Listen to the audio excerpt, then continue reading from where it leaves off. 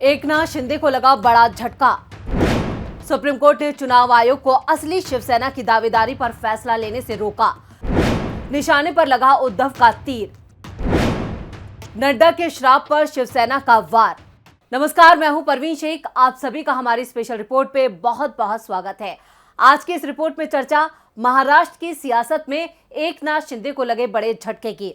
कैसे supreme court ने दी उद्धव ठाकरे को बड़ी राहत, इस पर करेंगे विस्तार से चर्चा। लेकिन सबसे पहले आपको बताते हैं कि महाराष्ट्र के सियासी मामले को लेकर सुप्रीम कोर्ट में क्या कुछ हुआ। महाराष्ट्र के राजनीतिक संकट में एकनाथ शिंदे गुट को सुप्रीम कोर्ट की ओर से गुरुवार को तगड़ा झटका लगा है।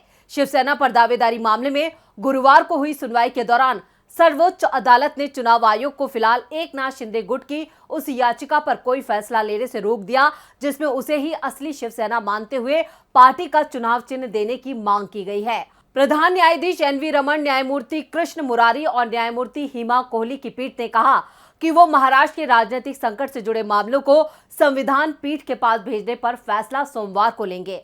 सुप्रीम कोर्ट ने कहा कि हम इस पर फैसला लेंगे कि मामले को 5 सदस्यीय संविधान पीठ के पास भेजा जाए या नहीं। सर्वोच्च अदालत महाराष्ट्र के राजनीतिक संकट के दौरान शिवसेना और बागी विधायकों की दायर याचिकाओं पर सुनवाई कर रही है। इस संकट से राजनीतिक दलों में विभाजन, विलय, दल बदल और अयोग्य करार देने समेत संवैधानिक मुद्दे पैदा हुए हैं। शिवसेना पर हक की लड़ाई पर सुप्रीम कोर्ट ने सुनवाई सोमवार तक के लिए टाल दी है। अदालत ने कहा सोमवार को अदालत फैसला सुनाएगी कि क्या इस मामले को 5 जजों की बेंच को सौंपना चाहिए या नहीं। सीजेआई ने चुनाव आयोग के वकील से कहा दोनों पक्षों को चुनाव आयोग में हलफनामा देने की तारीख 8 अगस्त है। अगर कोई पक्ष समय की मांग करता है तो आयोग उस पर विचार करे। बुधवार को हुई सुनवाई में सुप्रीम कोर्ट ने शिंदे गुट को लगाई थी फटकार। सीजेआई रमन की अध्यक्षता वाली बेंच ने शिंदे गुट के वकील को कोर्ट का फैसला आने से पहले सरकार बना लेने पर फटकार लगाई थी। बेंच ने कहा था कि वे अपने पॉइंट्स क्लियर करके दोबारा ड्राफ्ट जमा करें, तब इस पर 10 से 15 मिनट विचार किया जाएगा। असली शिवसेना को लेकर सुप्रीम कोर्ट की 3 जजों की बेंच ने 20 जुलाई को कहा था कि शिवसेना से जुड़ी याचिकाओं को बड़ी बेंच के पास भेजा जा सकता है। बुधवार को दोनों पक्षों के वकीलों में जोरदार बहस हुई। शिंदे गुट के वकील ने कहा कि हमने पार्टी नहीं छोड़ी है, हमने नेता के खिलाफ आवाज उठाई है, हम अभी भी पार्टी में हैं। वहीं उद्धव गुट के वकील कपिल सिब्बल ने अपनी बात रखी। उन्होंने कहा था बागी विधायक या तो किसी पार्टी में विलय करें या नई पार्टी बनाएं। शिंदे को सरकार बनाने पर CJI NV Ramana, justice Krishna Murari और जस्टिस हिमा कोहली की बेंच ने फटकार लगाई। उन्होंने शिंदे पक्ष के वकील से कहा कि हमने 10 दिन के लिए सुनवाई टाली थी और आपने सरकार बना ली, स्पीकर बना लिया। सुप्रीम कोर्ट में सुनवाई से पहले उद्धव ठाकरे गुट ने सुप्रीम कोर्ट में अपना जवाब दाखिल किया। हलफनामे में कहा कि महाराष्ट्र में एकनाथ शिंदे सरकार जहरीले पेड़ का फल है। इस जहरीले पेड़ के बीज बागी विधायकों ने बोए थे। शिंदे गुट के विधायकों ने संवैधानिक पाप किया है। शिंदे और बागी विधायक अशुद्ध हाथ लेकर सुप्रीम कोर्ट पहुंचे हैं। उद्धव के पास सिर्फ 16 विधायक हैं, हम बागी कैसे? शिंदे गुट ने पिछली सुनवाई में तर्क दिया था कि उद्धव ठाकरे के पास सिर्फ 16 विधायक हैं, जबकि हमारे पास 39 विधायकों का समर्थन है। ऐसे में हम बागी कैसे हो गए? उद्धव की याचिका पर सुनवाई करने का मतलब है कि बहुमत का अपमान। फैसले के कारण मंत्रिमंडल विस्तार अटका। 30 जून को महाराष्ट्र के सीएम एकनाथ शिंदे के साथ डिप्टी सीएम देवेंद्र फडणवीस ने शपथ ली थी। शिंदे ने सीएम पद की शपथ ली। उसके बाद दावा किया कि जल्द ही मंत्रिमंडल का विस्तार होगा, लेकिन 1 महीने से भी ज्यादा समय इंतजार में बीत गया, लेकिन अभी तक मंत्रिमंडल का विस्तार नहीं हुआ है। गुरुवार की सुनवाई के बाद अब सबकी नजरें 8 अगस्त की सुनवाई पर लगी हैं। उद्धव ठाकरे ने कहा है कि उन्हें सुप्रीम कोर्ट पर पूरा भरोसा है। इस बीच बीजेपी के राष्ट्रीय अध्यक्ष जेपी नड्डा ने पटना में एक कार्यक्रम के दौरान दावा किया कि देश में सभी क्षेत्रीय दल खत्म हो जाएंगे। इस बयान पर शिवसेना ने अपने मुखपत्र सामना के जरिए बीजेपी पर हमला बोला है। शिवसेना ने बीजेपी को चेतावनी देते हुए सामना में लिखा है, जेपी नड्डा ने सभी क्षेत्रीय दलों को श्राप दिया है कि सिर्फ बीजेपी रहेगी और बाकी सभी गायब हो जाएंगे।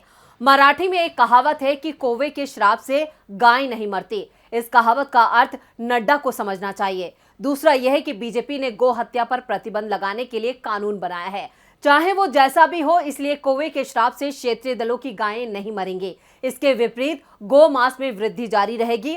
हालांकि कौवे नष्ट हो जाएंगे, शिवसेना शेर है, आप एक बाघ की छलांग बर्दाश्त नहीं कर पाएंगे। सामना के संपादकीय के मुताबिक देश के मौजूदा प्रधानमंत्री नरेंद्र मोदी 2002 के दंगों के बाद मुश्किल में थे। जब वो हर तरफ से घिर रहे थे और संकट में थे, तो शिवसेना प्रमुख बालासाहेब ठाकरे ने नरेंद्र मोदी का समर्थन किया था। शिवसेना ने इस मदद की याद दिलाकर बीजेपी और पीएम मोदी पर हमला बोला है।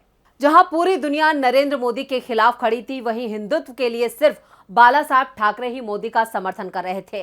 ये उनकी ही पार्टी के लोग थे जिन्होंने गुजरात में दंगों को बहाना बनाकर मोदी को राजधर्म की याद दिलाई। उस समय वे देश के एकमात्र शिवसेना नेता थे जिन्होंने कहा था, राजधर्म को अलग रखो, मोदी को हिंदू धर्म के कारण मत छुओ, उन्हें गुजरात के मुख्यमंत्री पद से मत हटाओ। चूंकि वो महाराष्ट्र में शिवसेना से नहीं लड़ सकते, इसलिए उन्होंने ईडी का डर दिखाकर शिवसेना को तोड़ा। आपकी जेब में मुट्ठी भर लोग होंगे, लेकिन बाला साहेब की शिवसेना एक बार फिर आसमान पर छा जाएगी। शिवसेना आपकी धमकी से नहीं डरने वाली है। महाराष्ट्र का सियासी संकट खत्म होने का नाम नहीं ले रहा है। इस बीच उद्धव ठाकरे फिर पार्टी संगठन को मजबूत कर रहे हैं।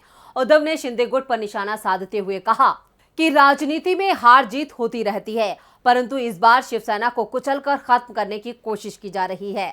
लेकिन शिवसेना ने ऐसी चुनौतियों को रौंदकर हमेशा भगवा झंडा गाड़ा है। लड़ाई 2-3 स्तरों पर चल रही है। सड़क पर लड़ाई है, अदालत में सुनवाई की लड़ाई है, और तीसरी लड़ाई वफादारी की है। ये तीसरी लड़ाई बहुत महत्वपूर्ण है। बीते दिनों ही हमने नाग पंचमी मनाई है। नागों को कितना भी दूध पिलाओ, वो डस ही लेते हैं। ये बातें शिवसेना प्रमुख उद्धव ठाकरे ने बुधवार को कही थी। उद्धव ने जलगांव और वाशिम से मिलने आए शिव सैनिकों के एक बड़े समूह को संबोधित करते हुए कही थी। उद्धव यही नहीं रुके, बल्कि उन्होंने आगे कहा, मुझे न्याय देवता में विश्वास है। मैं पहले से ही बोल रहा था कि शिवसेना को खत्म करने की कोशिश की जा रही है, लेकिन सच बीजेपी के राष्ट्रीय अध्यक्ष जेपी नड्डा के मुंह से सामने आ ही गया, जब बीजेपी अध्यक्ष ने कहा कि शिवसेना एक मरती हुई पार्टी है। लेकिन उन्हें इस बात का अंदाजा नहीं है कि शिवसेना ने ऐसी कई चुनौतियों को रौंदकर हमेशा भगवा झंडा फहराया है। शिव सैनिकों में आज भी वही ताकत है। सुप्रीम कोर्ट में 4 अगस्त की सुनवाई में चुनाव आयोग को शिवसेना के चुनाव चिन्ह पर कोई फैसला न लेने के निर्देश की वजह से भी बीजेपी संभल कर चल रही है।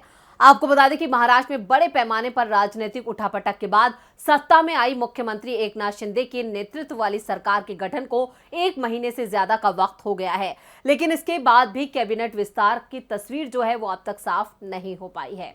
एकनाथ शिंदे और देवेंद्र फडणवीस ने 30 जून को शपथ ली थी। शिंदे के मुख्यमंत्री पद की शपथ लेने के बाद उम्मीद जताई जा रही थी कि जल्द ही मंत्रिमंडल का विस्तार किया जाएगा। इसके लिए उप मुख्यमंत्री देवेंद्र फडणवीस एकनाथ शिंदे के साथ दिल्ली का दौरा भी करने लगे, लेकिन 1 महीना बीत जाने के बाद भी कैबिनेट का विस्तार नहीं किया गया है। ऐसे में विपक्ष हमलावर है। सुप्रीम कोर्ट में गुरुवार की सुनवाई ने एक बार फिर बीजेपी और शिंदे गुट को मुश्किल में डाल दिया है। महाराष्ट्र की सियासत में ऊंट किस करवट बैठेगा, ये बीएमसी चुनावों के बाद पूरी तरह से साफ हो जाएगा। तो ये थी हमारी स्पेशल रिपोर्ट। आपको हमारा ये वीडियो कैसा लगा, नीचे कमेंट बॉक्स में अपनी राय जरूर दें और इस वीडियो को ज्यादा से ज्यादा शेयर करें और लाइक करें। देखते रहिए डीबी लाइव। नमस्कार।